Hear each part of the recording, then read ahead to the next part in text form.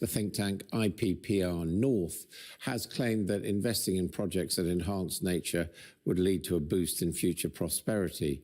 According to the report, projects such as restoring peatland, planting trees and creating new green spaces would bring not only environmental benefits but economic ones as well.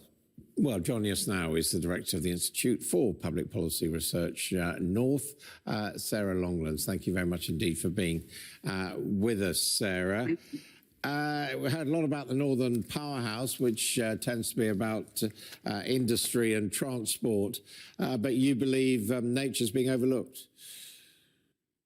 Yeah, I think for too long we've seen nature as something that we do at the weekend rather than as an intrinsic foundation of our economy. Yet when we have issues like floods or the burning of moorland, as we've had this weekend, that has a direct impact on our economy through the damage it does to our landscape and our habitats, but also in terms of the air pollution that it creates.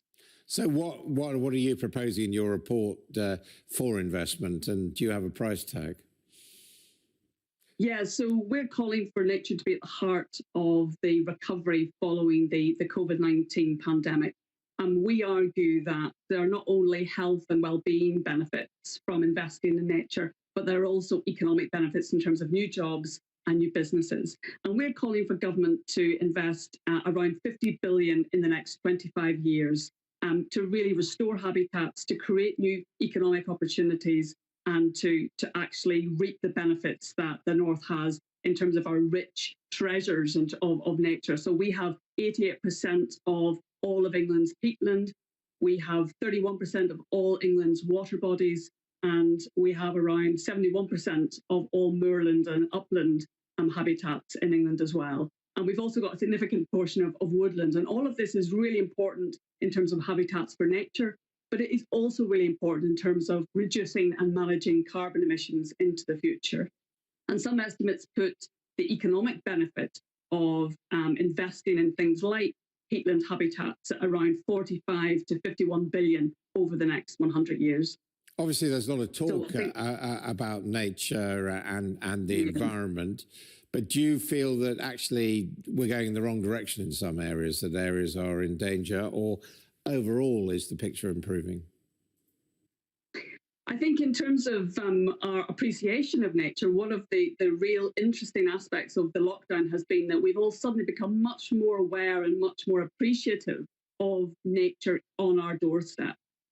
We've all sort of had a chance to really get out there and experience it. And we've, I think, collectively mourned the loss of access to some of our national parks and to things like the seaside and so on. So I think there's a real kind of rediscovery of the value of nature in our communities.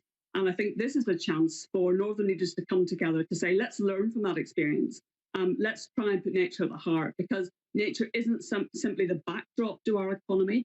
It's the air that we breathe. It's the water that we drink. It's the ground that we walk on.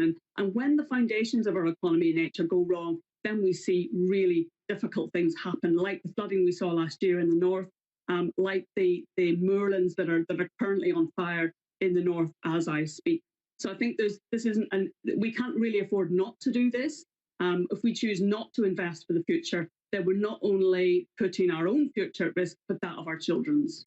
At the same time, there are always pressures for improved transport links and for more homes.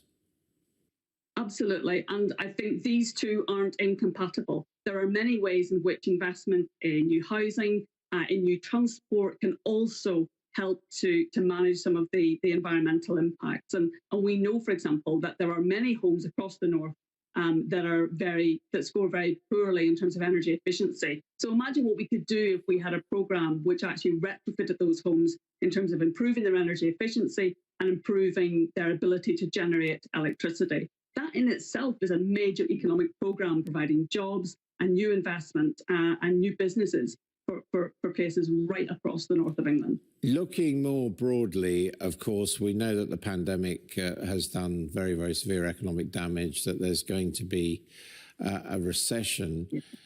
Do you think there's still going to be enthusiasm for the Northern Powerhouse, the regeneration of the North, or is it likely actually to move down the priorities of the government?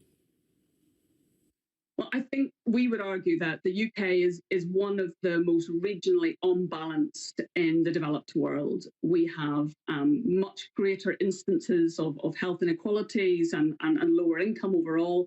The impact of coronavirus will simply deepen these inequalities. So if we're not prepared to invest in tackling them now, then this will only store up trouble for us in the future and actually cost us more in the longer term now. So I would argue that actually the Northern Powerhouse, the levelling up agenda, whatever you want to call it, is more important now than ever. But it isn't just about resources, it's about power. And it's about making sure that our local leaders across the North have the ability to really make the difference, to really help communities and businesses come back from the impact of coronavirus. If we simply wait for a solution from Westminster, we're in danger of it taking far too long. Local authorities, mayoral authorities across the North are acting now to try and deal with the crises. They need the proper powers, the proper resources to be able to do their job. And we would argue that's more urgent now than ever. Okay, thank you very much indeed, IPPR North. Thank you.